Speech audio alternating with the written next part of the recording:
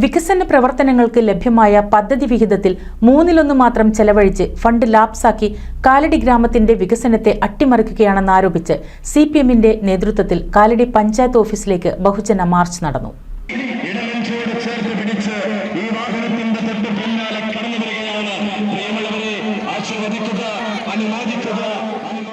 പഞ്ചായത്തിലെ എല്ലാ ഭാഗത്തെയും റോഡുകളാകെ ആസൂത്രണവും മോണിറ്ററിംഗും ഇല്ലാത്തതിനാൽ തകർന്നു കിടക്കുകയാണെന്നും ആവശ്യമായ നിയമനങ്ങളും പകൽ സമയത്തെ പൂർണ്ണമായ OP സൗകര്യം ഏർപ്പെടുത്താതെയും കുടുംബാരോഗ്യ കേന്ദ്രത്തെ തകർക്കുന്ന നയങ്ങൾ തിരുത്തണമെന്നും മാർച്ച് ആവശ്യപ്പെട്ടു.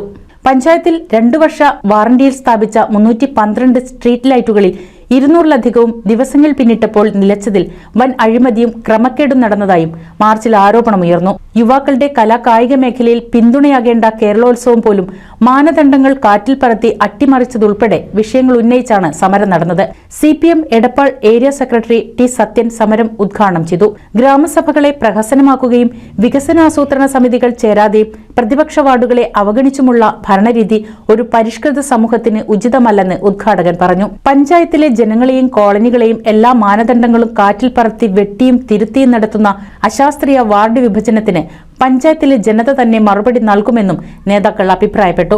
ഇന്നലെ ഈ ജാഥയുമായി ബന്ധപ്പെട്ടുകൊണ്ട് ഇവിടെ നടന്ന ജാഥകളുടെ അടിസ്ഥാനപ്പെടുത്തിക്കൊണ്ട് ഈ വിഷയങ്ങൾ ഇവിടെ ചർച്ച ചെയ്തപ്പോൾ പലരും വിളിക്കേണ്ടായി, ഇത് കുറച്ച് നേരത്തെ വേണമായിരുന്നു എന്നാണ്. അത് സ്വയംവിമർശനമായിട്ട് നമ്മൾ ഉൾക്കൊള്ളും. ഇത് കുറച്ച് നേരത്തെ വേണമായിരുന്നു എന്നാണ് ജനങ്ങൾ പറയുന്നത്. പറഞ്ഞത് തന്നെ UDFന്റെ അനുഭാവികളായിട്ടുള്ള പലരുമാണ്. കാരണം ഞങ്ങൾക്കിത് പറയാൻ വയ്യ. എന്താ കാരണം എന്ന് വെച്ചാൽ കുറെ ആളുകളെ കൊണ്ടുപോയി നിർത്തി, എന്തോ കഷ്ടകാലത്തിന് പറ്റ ജയിച്ചു വരികയും ചെയ്തു. വല്ലാത്ത അബദ്ധമായി ഈ കാലടിയിലെ ജനങ്ങൾ ചെയ്ത ഒരു അബദ്ധമായി ഈ ഭരണസമിതി ഇങ്ങനെ ഇതിനകത്തേക്ക് കൊണ്ടുവന്നതെന്നാണ്. ആ രീതിയിലേക്ക് കാര്യം വരികയാണ്. അപ്പൊ എങ്ങനെയാണ് ഇത് പരിഹരിക്കേണ്ടത്? സമരം ചെയ്ത് തന്നെ പരിഹരിക്കണം. തീർച്ചയായും ഈ നാട്ടിലെ ജനങ്ങൾക്ക് വേണ്ട ഫണ്ട് സംസ്ഥാന സർക്കാർ അനുവദിക്കുകയാണ്. അങ്ങനെ അനുവദിക്കുന്ന ഘട്ടത്തിൽ അത് കൃത്യതയോടുകൂടി ചെയ്യുന്നില്ലെങ്കിൽ ഇവിടെ ഇടപെടാൻ ഒരു പ്രസ്ഥാനമുണ്ട് എന്നതിന്റെ തെളിവാണ് ഈ സമരം എന്ന കാര്യം നിങ്ങൾ മറക്കണ്ട.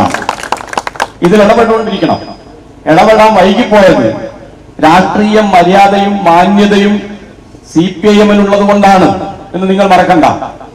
സംസ്ഥാന സർക്കാരും അതുപോലെ തന്നെ മറ്റ് ഭരണ സംവിധാനങ്ങളും കയ്യിലുണ്ടായിട്ടും നിങ്ങളെ നല്ലതുപോലെ ഭരിക്കാൻ അനുവദിക്കുകയും നിങ്ങൾ ഒരിക്കലും നേരെയാവില്ല എന്ന ബോധ്യത്തിന്റെ അടിസ്ഥാനത്തിലാണ് ഈ സമരം എന്ന കാര്യം ഭരണസമിതി എന്ത് ചെയ്യണം? ഗൗരവമായിട്ട് ആലോചിക്കണം.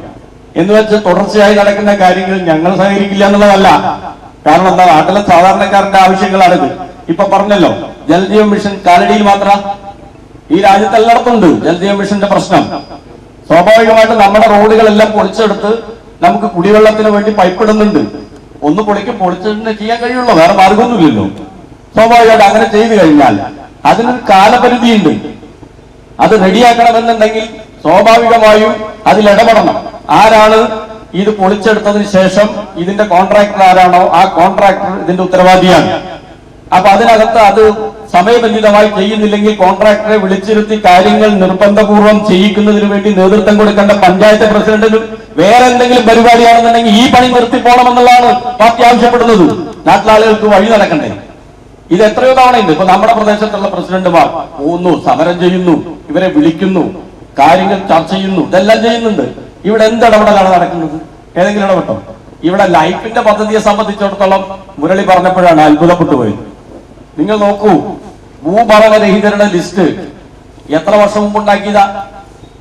ഈ കാലടി പഞ്ചായത്തിനകത്ത് വീടില്ലാത്തവർ, കാലടി പഞ്ചായത്തിനകത്ത് ഭൂമിയില്ലാത്തവർ, അങ്ങനെ വീടില്ലാത്തവരുടെ ലിസ്റ്റും ഭൂമിയും വീടുമില്ലാത്ത, വീട് വെക്കാൻ സ്ഥലമില്ലാത്തവരും അതുപോലെ തന്നെ വീടില്ലാത്തവരും, അങ്ങനെ ഭൂഭവനരഹിതരും അതുപോലെ തന്നെ ഭവനരഹിതരുടെയും ലിസ്റ്റ്. എന്താ ഇതിന്റെ പേര്? ലൈഫ് എന്നാണ്.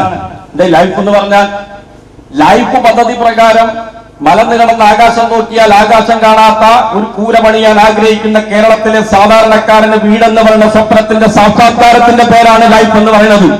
അത് ഈ കാലടി പഞ്ചായത്ത് നശിപ്പിച്ചിരിക്കുന്നു. യഥാർത്ഥത്തിൽ കിട്ടേണ്ടവർക്ക് കിട്ടേണ്ട സമയത്ത് വീട് കിട്ടിയിട്ടില്ല. അവർക്ക് ഗഡുക്കൾ കൊടുക്കണം. അതിനാവശ്യമായ പദ്ധതിയിൽ നിന്ന് ഫണ്ട് കണ്ടെത്തണം. ഓൺ ഫണ്ടും അതുപോലെ തന്നെ പ്ലാൻ ഫണ്ടും ഉണ്ടാവും. ഇതിൽ നിന്ന് എത്ര മാറ്റി വെക്കണം? ഏറ്റവും ആദ്യം കൊടുക്കേണ്ടവർ ആരാണ്? അവരെത്ര പേരുണ്ട്? അവർക്ക് ഈ 5 കൊല്ലത്തിനകം എത്ര വീട് കൊടുക്കാം എന്നതെല്ലാം നല്ല പ്ലാനോടുകൂടി പോയി ഓരോ വർഷവും നിശ്ചിത വീടുകൾ കൊടുക്കണ്ടേ? ആ കൊടുക്കുന്ന കാര്യത്തിൽ ഇവർ പരാജയപ്പെട്ടു വന്നതല്ലേ? ഈ രാജഗോപാൽ EV മോഹനൻ, P സുരേഷ് എന്നിവർ സംസാരിച്ചു. മുരളിപ്പാറയ്ക്കൽ സ്വാഗതവും NV സലാം നന്ദിയും പറഞ്ഞു. VP മധു ചടങ്ങിൽ അധ്യക്ഷത വഹിച്ചു. AV Rajan, K Ravi, Shaji, Sabeesh, Biju Kundayar, Kochunni, PT Narayanan, Lenin, Rajalakshmi, Girija, Rajani തുടങ്ങിയവർ മാർച്ചിന് നേതൃത്വം നൽകി. NCV news Edappal. Nuthan fancy ഓർണമെന്റ്സും cosmetic collection, new born baby ഐറ്റംസിന്റെ എക്സ്ക്ലൂസീവ് കൗണ്ടറുകളുമായി കൽപ്പക വെഡ്ഡിംഗ് സജ്ജമായിരിക്കുന്നു. ഏവർക്കും സ്വാഗതം. Kalpaka weddings, Pattambi road, Kunnamkulam.